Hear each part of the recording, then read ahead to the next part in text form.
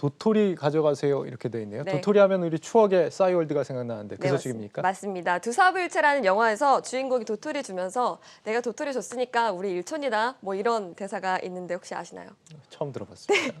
이 도토리가 돌아옵니다. 싸이월드를 인수한 싸이월드 Z가 5월부터 싸이월드 서비스를 재개하기 때문입니다. 네, 이 소식 저희도 전해드린 적이 있는데 네. 그런데 이 도토리를 가져가라 이건 무슨 말입니까? 이 싸이월드 Z가 SK컴즈가 보관하고 있던 도토리를 고객에게 환불해주겠다고 선언을 했기 때문인데요. 이에 따라 서비스가 재개가 되면 약 35억 원어치의 도토리가 이용자들에게 환불이 됩니다. 또 환불에 필요한 비용은 싸이월드 Z가 부담한다고 하는데요. 벌써부터 회원들의 아이디 찾기나 도토리 환불 어떻게 하냐 이런 문의들이 쏟아지고 있다고 합니다. 네, 하도 오래돼서 도토리가 지금 얼마나 남아있나 기억이 잘 나진 않습니다. 네. 뭐 어쨌거나 반가운 소식인데 이 과거에 그 썼던 사람들이 아마 다시 관심을 갖고 이제 몰려들지 않을까 싶습니다. 네. 그런 차원에서 보면 이게 환불을 한다는 게 어떤 의미에서는 마케팅 비용을 쓰는 것이다 이런 생각도 드는데요. 네. 새로 나오는 싸이월드 어떻게 달라지는지 혹시 뭐 나온 바가 있습니까? 네, 조금 있는데요. 두 가지 버전의 미니홈피를 만날 수 있을 전망입니다. 네. 일단 기존 오리지널 미니홈피와 또 새롭게 태어난 미니홈피 두 가지인데요.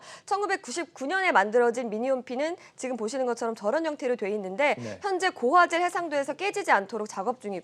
2021년 올해 나오는 미니홈피는 증강현실 기반의 아바타 같은 고차원의 디지털 기술이 활용될 예정이라고 합니다. 또 결제 수단은 이제는 코인으로 하기로 했죠. 도토리 대신에.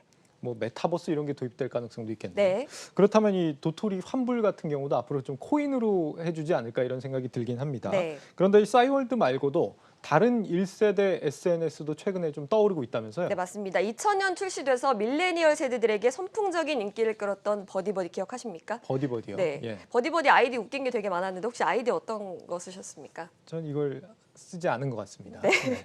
어쨌든 버디버디도 최근에 홈페이지를 다시 열고 서비스 재개를 좀 예고를 했는데요. 예. 이 모바일세로 전환이 되면서 SNS가 경쟁적으로 등장을 했고 버디버디가 2012년에 서비스를 종료했는데 이게 미르 IP로 유명한 중견 게임사 위메이드가 버디버디를 인수하면서 다시 한번 재개를 한 게 된 겁니다. 단순히 메신저로 부활하는 게 아니라 위메이드의 게임 사업 마케팅에 활용이 되거나 게임 이용자를 끌어들이는 커뮤니티로 활용될 것으로 보이는 상황입니다.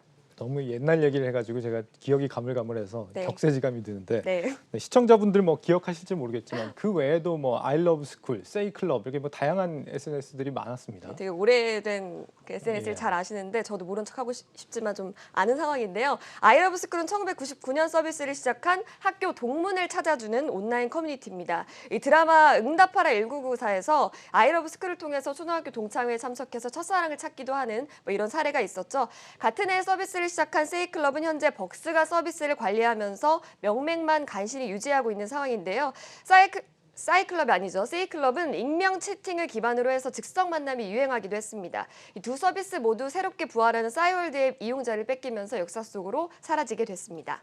네, 추억의 SNS들이 최근 이렇게 좀 다시 등장하고 있는데 이런 걸 우리가 뉴트로 열풍이라고 하잖아요. 네. 뭐 그런 의미에서 봤을 때는 뭐 다시 과거의 영광을 되찾을지에 대해서는 약간 좀 반신반의한 부분이 있는 것 같아요. 네, 반짝 화제가 될 수도 있겠는데요. 업계에서는 이 주기적으로 반복되는 레트로 열풍은 주된 소비층인 30대와 40대의 강한 구매력을 노리는 것이다. 이렇게 밝히고 있습니다. 그러면서 단순한 화제성으로 그칠지 또 새로운 성장 동력이 될지는 새로운 버전들의 경쟁력에 달렸다. 이렇게 조언을 하고 있는데요. 그 시작을 알리는 싸이월드가 무모한 도전이라는 냉정한 평가를 딛고 화려하게 부활할 수 있을지 좀 지켜보도록 하겠습니다. 네, 플러스픽 이지우 기자와 함께했습니다. 잘 들었습니다. 고맙습니다.